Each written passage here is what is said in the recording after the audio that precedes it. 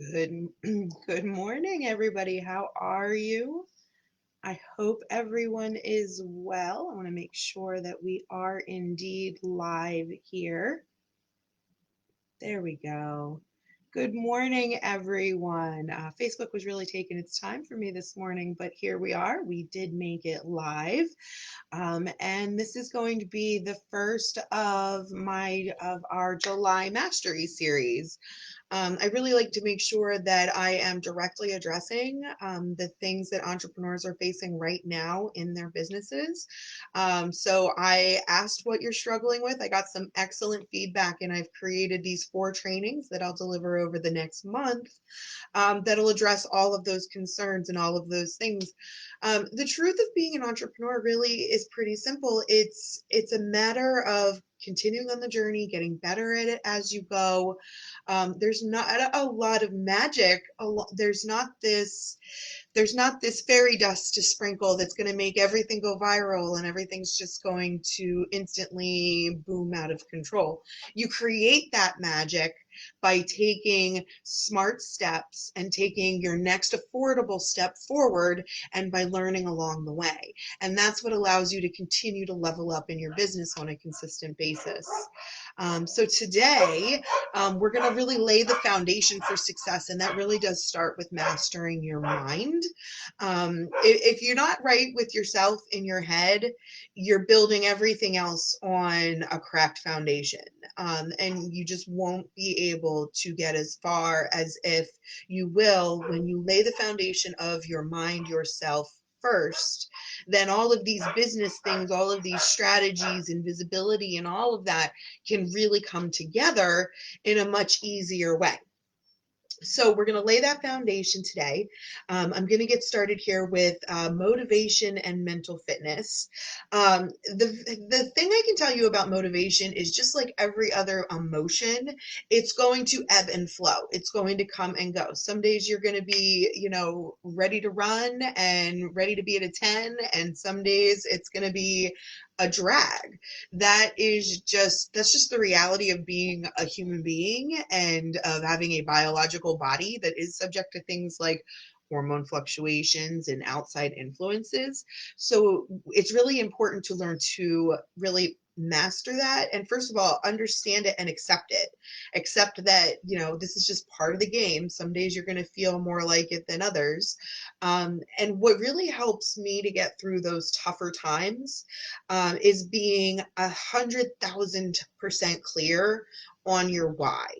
And it's got to go a little deeper than just I want to make money, because you can make money at a job, you can make money at just about any kind of career.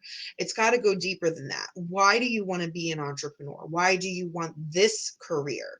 What is it about this that stirs you enough to continue going when things get tough? Okay. Knowing your why is going to lead you to greater levels of satisfaction, and that why is really what pulls you through on those tough days. Um, Again, I also want you to really remember these are gonna cut these feelings are gonna ebb and flow. Some days you're gonna want to do it, some days you're gonna want to jump in, and some days you're just not. And accepting that, I hope you can feel the vibe of that.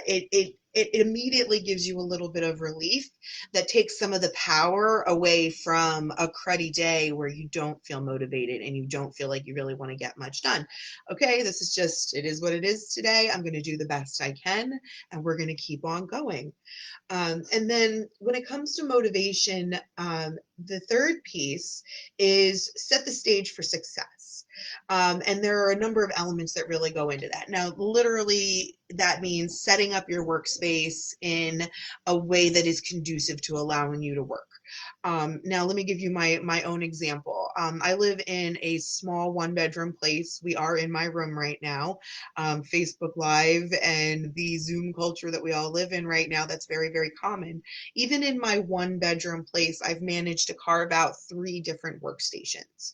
I have this space in my room where I'm able to set up to do live videos because I'm able to separate myself from my dogs. The headphones help to drown them out when they decide to throw their little temper tantrums. And it allows me to focus on what I need to do here at home. I also have a workspace in my living room because when I am just working on things like marketing and content writing and things of that nature that are a little more administrative or creative in nature, I like to work in my nice light living room. I like to have something on the TV in the background that just helps my brain somehow to focus. So that is what works for me. And then I have my outdoor office, my back porch, which has my lovely view and trees, and it makes me feel very zen when I'm out there. And especially in nice weather this time of year, I really feel centered and whole when I sit outside in my outdoor office, which is just my porch furniture and my little table on my porch with my laptop. So that is how I literally set my stage for success, is by creating these workstations that work for me. And I have been able to mold that to my existing situation. So that's part of it. Um, Whether you like to work with music or with quiet, all of those little elements. I've got my water, because I do tend to get a little bit dry when I'm talking, especially when talking to a camera for a while. Um, and the third piece, the fourth piece of this is, Abraham Hicks calls it section intention setting.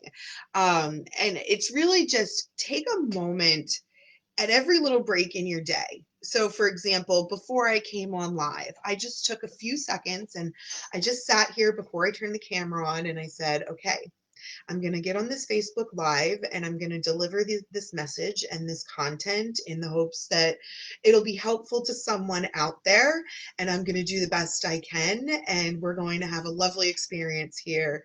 And then you proceed. And by setting that, you're just setting yourself up for success. You're setting your mind, you're setting that intention to move forward in a positive, calm way. Um, and then the last piece when it comes to motivation, and I could debate whether this is maybe the top one, and that is to find another human being that helps you build in accountability. If we don't have that human element, we'll never quite drive ourselves as hard as when we know there's a deadline that someone else is expecting of us. It's kind of a human nature thing. Entrepreneurs are very driven people. I don't doubt that. I don't doubt that you're all incredibly hard workers. You have to be an entrepreneur. You have to be independent. But that can also turn against you, because if you isolate yourself and you think you can just do it all yourself and you can just make all the magic on your own, it's actually self-defeating, because we do better in partnership with others. We do better when we have someone that is giving us another set of eyes, helping us to see our blind spots, helping us to nudge along, things of that nature. So accountability is such a huge factor when it comes to motivation, also on those bad days, because that's somebody that it gives you an external factor as well as the intrinsic factor of self motivation. That external factor of, I'm going to be reporting in or talking to my coach or my mentor next week. That is an added reason for you to keep going. It's an extra motivation. So those elements really come together to help keep you going, both on good days when you're really feeling that rock star energy, and on those days where it's just a sludge, because that's just the reality of life and the reality of nature. So we build in those factors that will help us get through those tougher times, and that's what helps us get through with motivation. The second element I want to talk about here is priorities and boundaries.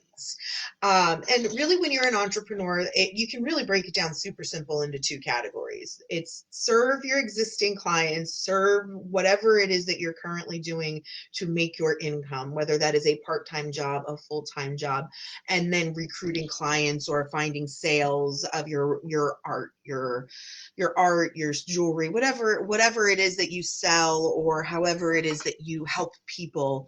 That is your number one priority. Then the second is growing. So to grow, you've got to gain new visibility. You've got to be getting out there in several ways. But those are really the two priorities when it comes to being an entrepreneur. And then you fit in your personal priorities along with that. You'll hear me say fairly frequently that I don't believe in work-life balance. I think that that's just kind of a myth. It's a term that doesn't never really made a whole lot of sense to me. There's just balance. So you can't be doing all things at all times. That's just the reality. You're either going, when you have family time and you're doing that, some of us multitask and that's all well and good, but it's about setting your priorities, and it's okay and giving yourself permission to set priorities for your family and for your time with them and set boundaries around that.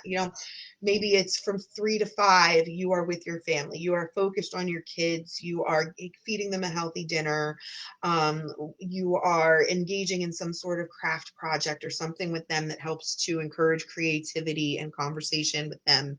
It is just as valuable to protect those moments as it is to protect your work moments. They have equal value. They have equal value in both respects, because if you can't decompress, you can't be a success. So let that sink in. If you can't decompress, you can't be a success. High driven people are great, but you will only go so far and you will burn out. Trust me, I have been there. It is essential that you learn to build in priorities that are both those hard structured priorities of getting it done for your business and what time structures you need for that, as well as the stuff that feeds your heart, that feeds your soul and allows you to rest. That's investing time in your family. That's investing time in yourself. That's investing time in exercise or yoga or breathing. Those items are all of equal importance, and you set those boundaries and then you stick to them.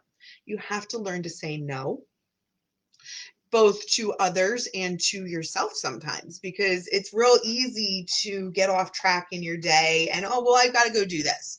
Well, no, you don't. That's a distraction. That's busy work. So you've got to be able to say no to yourself as well as to others. And it's one part science and it's one part art when it comes to managing your priorities and your boundaries. Healthy boundaries are both structured and flexible. So you set your times, but then you understand that sometimes things come up. You allow for time to compensate for that, for example. In my own world, for example, I typically set up Fridays as a day that I don't do a lot of appointments. That's typically my day to do things that are more busy work related. So anything that's not serving an existing client or getting visibility for new clients or new customers is what I consider busy work. So that may be website. That's my accounting time and reconciling accounts and things like that. I typically reserve those things for Friday. I call it my my Friday due diligence, where I make sure I do my final follow-ups for the week and things like that. So I set time aside that allows for compensation if something comes up earlier in the week. So for example, let's say a client needs to reschedule, they can't make their typical meeting time. I'll have some time available that for situations like that, I can accommodate that on a Friday, or I typically leave some time on a Wednesday too for those kinds of changes. So you've got to learn your flow and set your boundaries and your priorities around that, and understand where to be flexible and then where to say no. That's where the art part of it comes in. You've got to get a feel for where to be flexible and where to, really set your boundaries and be strong in them. That's where it becomes a bit of an art form. But you take these steps and you know your priorities and you always go back to them. Okay, so at any point in the day, you can say to yourself, is this part of my priority? Is this something that I'm focusing on for today? Is this part of what is in my focus for today? Does it align with these parameters? And then you move accordingly. Or is it something that is essential to bump those priorities for the moment? And you answer that question and then you adjust accordingly. So that's really the gist of it when it comes down to priorities and boundaries, and you do it, You practice it, you get better at it as you grow. All of these things are a journey. Mastering your mind is always a journey. It's not a destination. You're never going to feel 100% and be fully motivated all the time and have your schedule perfectly balanced and nothing ever interrupts it. That's not real. This is a journey. We walk the journey, we adjust on the journey as we need to. If we come across a log in the road on the journey, we figure out how we're going to cross it and we keep going. The third piece of the puzzle here that we're going to talk about, and this one I get so many questions about, especially from my female entrepreneurs. And this is about insecurities and other yuck factors. So whatever it is that your bugaboos are. A lot of us suffer from imposter syndrome. Even I still have it from time to time. I've been in business for over 20 years. I started doing business development at 18 years old before I even started college, right out of high school. I was that kid. And sometimes I still shy away from things like doing Facebook Lives and the visibility. There's still that a little underlying, like, who am I to speak up kind of vibe. It is another one of these human nature pieces. And so because it's one of those human nature pieces, these are one of those things that I want to help you to normalize. This is one of those things that I want you to understand is going to ebb and flow. It's never going to completely go away. I can't make your insecurities just disappear, but I can teach you how to cope with them. And that is the key to success, is learning how to cope with these things that are natural ebbs and flows. And when it comes to your insecurities, and those other yuck factors, the imposter syndrome, I think the number one thing I can recommend to you is listen to those feelings. You'll hear me talk a lot about listening to your gut. This is one of those things where you've got to slow down for a minute and kind of make friends with that feeling. Show that feeling some empathy, and care for it almost like you would a child, because there's something inside of you that's feeling yucky. And if a little one or a teenager came to you and was showing those feelings of insecurity and that desire for love, which is really what that comes down to, would you chastise them immediately and tell them that they just need to go to work and they just need to work harder and they just blah blah blah blah blah? No, you would reassure them. So give yourself that grace. Give yourself the grace and the reassurance to listen to those yuck factors, but don't buy into them. Understand that they are the product of a brutal world that we live in. You've probably gotten some negative feedback at some point or another in your life, and that sometimes makes it a little bit harder to step out. It's normal, it's natural. And when you can accept that and when you can nurture that, you are so much better able to then calm that feeling and move beyond it. So that is when you start to get beyond the imposter syndrome. That's when you start to get beyond the insecurities, is by understanding them and leaving a little bit of space for them, but not letting them to control you. Instead, giving that space and then moving forward from the place that is really you, which is the entrepreneur that wants to move forward and wants to grow and wants to find success for yourself. So help also along the line of helping with insecurities and those yucky feelings. This is the part where I build in self-care. And there's two factors to self-care. I mean, we can sit around all day and talk about the ways that we can be nice to ourselves, and taking hot baths and doing our nails or taking a hike in the woods, things like that. But I want to remind you too that self-care, especially when it comes to mental health, we don't often think about things like how we eat. Are you eating vegetables that are giving you what your body needs to feel healthy? Are you getting enough protein? Sometimes those more parental type feeling self-care things are as important as the really fun ones where we relax and decompress. So again, even in your self-care, make sure you're balancing those things, because if you're not giving your body what you need and what your brain needs to be well, you're laying an infirm foundation there. So make sure that part of your self-care routine is taking care of yourself biologically, physiologically, making sure you're getting sleep, those sort of factors, those play in with your mind, because if your mind isn't rested, if your mind isn't nourished, if your body feels yucky, your emotions are going to feel yucky as well. You're going to feel more insecure if your body's not feeling good. If you're going to feel more insecure if your brain isn't functioning at its optimal because it's not getting the things that it needs to be truly healthy. So that's part of self-care as well. And then the final piece here that is, this is really a out of my life tip for managing insecurities, especially feelings of enoughness, feelings of getting enough done. Here's what I do.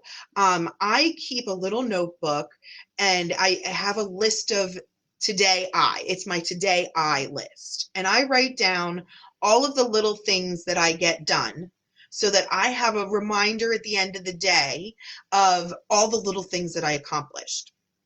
And that plays into insecurities and yuck factors and helping those feelings by building up your wins, taking note of all the little things that you're doing throughout the day that are productive. So you don't buy into that, well, I didn't get enough done. Well, I'm not doing enough. Well, you did a lot.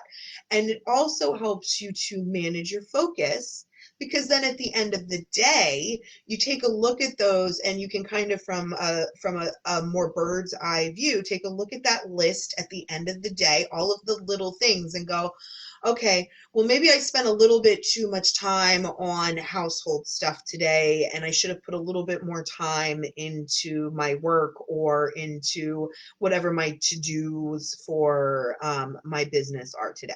It helps you to kind of gain a little more perspective of that, as well as building up your wins. And then you're ready to roll into the next day, knowing where you've got to adjust. So again, that helps to reinforce those boundaries and those priorities that I talked about in the last step.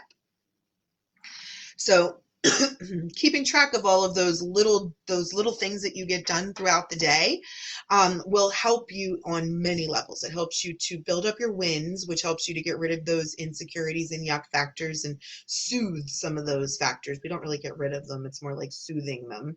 And it helps you to stay focused on your priorities and shift your boundaries and whatnot as appropriate. All right, now the last piece here when it comes to mental health, and I could probably do an entire training just on this one. So we're just going to touch on these last couple of points. And that is managing and mastering your relationships with others. And this is a mental mastery thing. And this is something that when you get good at this, your life just flows so much better when you are able to master your relationships. Those relations, there are 5 factors when it comes to emotional intelligence. And I'm not the authority on this. I am sharing the work. I'm sorry, I can't remember the doctor's name that created the 5 factors of emotional intelligence. I'll put that in the comments later for the replay. But there are 5 factors when it comes to emotional intelligence, and these really influence and impact your relationships with people, which is such a huge factor when it comes to mastering your mind and mastering your business and mastering your life. Because if your relationships aren't smooth, that is such a huge wrench in your plans. If your relationships aren't smooth, then we've got to go back to insecurities and other yuck factors. Then we've got to go back to boundaries and priorities, because if your relationships aren't working, there are probably some boundaries issues there. So learning to manage your relationships is such a huge piece of mental mastery and mastering your mind. And those 5 factors. The first is self-awareness. And I think a lot of what I talk about could really fall into the self-awareness category, especially when it comes to what I was talking about a few minutes ago with imposter syndrome and listening to those feelings. That's self-awareness. And then the next piece, once you are able to take that moment and key into yourself, the next step is self-management. That's the second piece of the 5 emotional intelligence pieces, self-management. And that's where you build in the accountability factors to help you through those yuck days. You build in the setting the stage for success factors that help you get through tough days. Those are pieces of self-management. management, taking a moment to process your emotions so that you don't just spew them back on everybody else. That is a piece of self management. And when you learn to manage yourself, you are then able to manage the relationships and the interactions that you have with others. Because the bottom line is, you really can't control others. You can control yourself. You can only be responsible for yourself. But if you are good at self management, you can often reflect that into the situation, and it helps others to, even if they're not good at self-management, or as you're dealing with a worked up teenager, which I often do in my nonprofit work, um, your being able to self-manage encourages them to be able to self-manage and helps you to smooth out those situations that much easier. If you're not able to self-manage and you're just getting caught up in the emotion of things all the time, you end up just spitting that same fire back at people, which when you just throw fire back at fire, just making more fire. So that's not a way to get to any sort of resolution or any sort of smoothness in any kind of interaction or relationship. So being able to extinguish the negative fires that we're talking about is largely, it starts with self-management.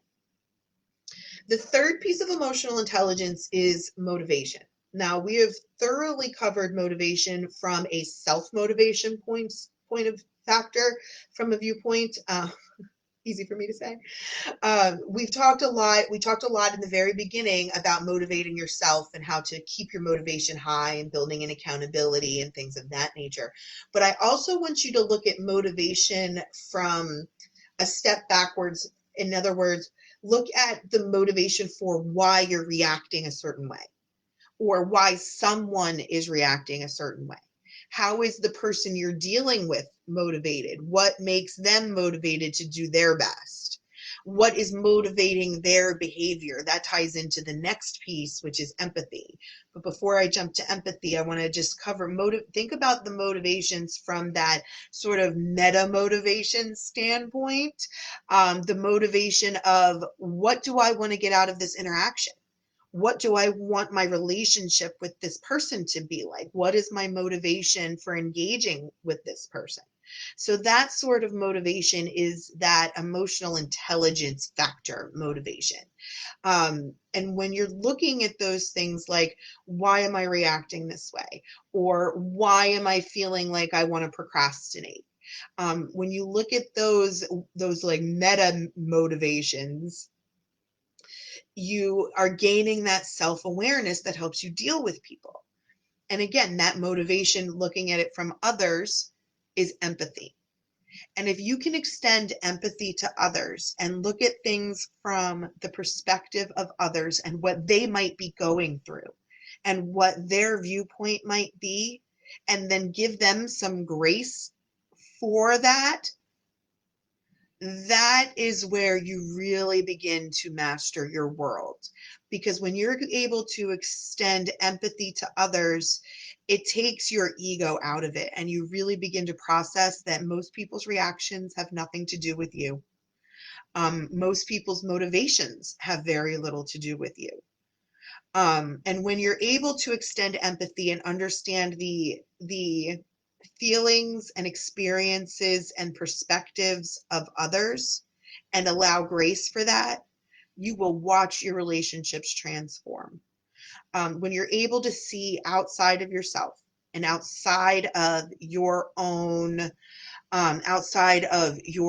situation, your own background, your own history, and start thinking about what others might have gone through, what others might have experienced in their life that might be making them feel the way that they do, and able to give some understanding to that, you'll find that you don't feel as uppity about yourself, if that makes sense. Like you don't, when you can empathize with someone, you're less likely to want to attack them, because when you can understand them, you are able to connect with them. In fact, that's a Brene Brown thing. And I say this all the time, and I learned this from Brene Brown. When you're really struggling with someone, go closer. Don't go away. Don't push them away. Go closer. Try to figure out why this person is feeling this way. What is motivating? Get to know them on a deeper level.